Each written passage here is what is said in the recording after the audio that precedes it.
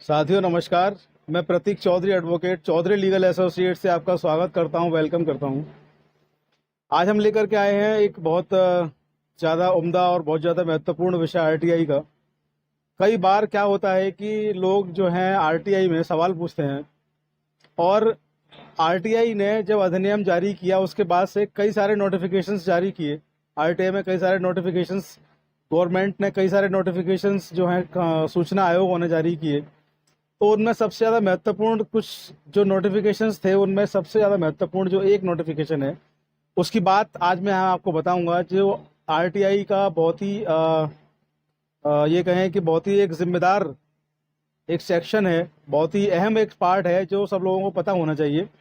उसके बारे में बात करने के लिए आया हूँ कि आरटीआई में जो आप सवाल पूछते हैं उन सवाल का क्राइटेरिया क्या होना चाहिए, उन सवाल का सब्जेक्ट क्या होना चाहिए, और वो सवाल किस नेचर के होने चाहिए।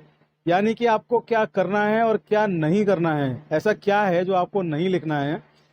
वरना आप उन शब्दों को अगर लिखेंगे जिनके बारे में नोटिफिकेशन से मना किया गया है, तो आपका सूचना का आवेदन प्रथम दृष्टया यानी कि पहली बार में ही खारिज हो सकता है। तो बने रहिए चौधरी लीगल एसोसिएट्स के साथ।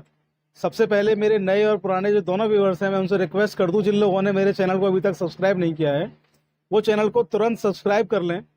हम बहुत सारे महत्वपूर्ण विषयों पर आरटीआई के अलावा भी वीडियो लेकर के आएंगे। अभी हम आरटीआई पर ही वीडियो बना रहे हैं।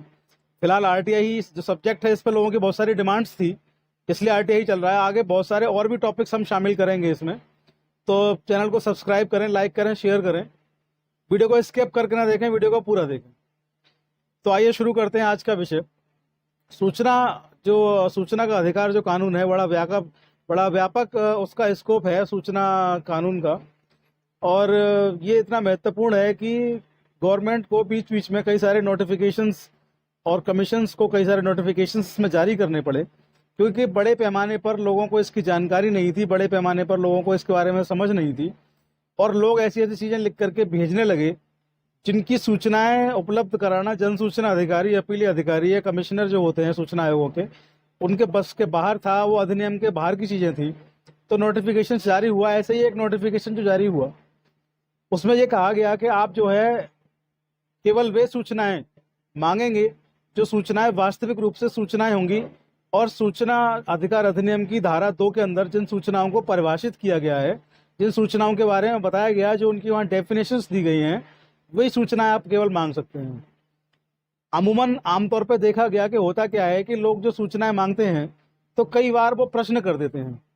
जैसे कि कोई सड़क की सूचना आप मांग रहे हैं तो आप पूछते हैं कि सड़क कब तक बनेगी, इस सड़क को क्यों नहीं बनाया गया अब तक, ये सड़क कैसे बनेगी, इसे कौन बनाएगा, या इसका निर्माण किस विभाग के द्वारा होना है। सड़क हो या कोई सरकारी बिल्डिंग हो या कोई पुल हो या कोई भी योजना हो जिसके बारे में आपको पता करना हो कि योजना कब से शुरू होने वाली है। तो मैं आपको बता दूं, इस बारे में नोटिफिकेशन जारी हो चुका है बहुत पहले ही।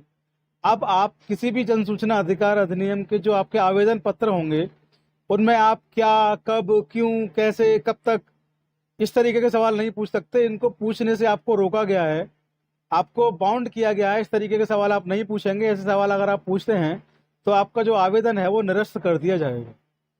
मैं आपको बता दूं, सूचना अधिकार अधिनियम की जो सेक्शन 2 है, वहां पर सूचना अधिकार अधिनियम की परिभाषा दी गई। वहां पर यह बताया गया है कि क्या सूचनाएं होंगी जो सूचना के दायरे में आएंगी।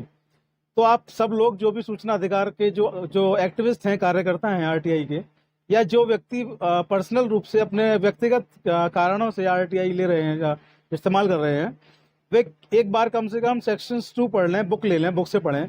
अगर आप बुक नहीं ले सकते हैं या लेना नहीं चाहते हैं तो इंटरनेट से भी आप पढ़ सकते हैं। सेक्शन 2 की डेफिनेशंस पढ़ें, आपको क्या मिलेगा, क्या चीज़ आपको सूचना अधिकार में मिल सकती है। केवल उन्हीं चीज़ों को मांगें, आप उनसे प्रश्नोत्तरी क्वेश्चन आंसर्स ना करें, क्योंकि आपके पूछे गए किसी भी सवाल का जवाब देने के लिए वो लोग बाउंड नहीं है। कोई भी जन सूचना अधिकारी, अपीली अधिकारी या कोई भी कमीशन आपके सवालों के जवाब देने के लिए नहीं है।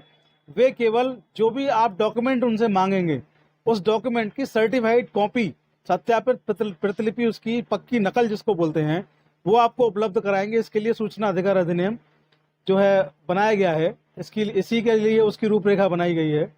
और ऐसी कोई भी सूचनाएं जो आप भविष्य संबंधित होंगी, जो काम अभी हुए ही नहीं है, सड़क कब बनेगी, सड़क कब तक बन जानी चाहिए, सड़क बनने में कितना समय और लगेगा, योजना शुरू होने में कितना समय और लगेगा, योजना कब लागू होगी।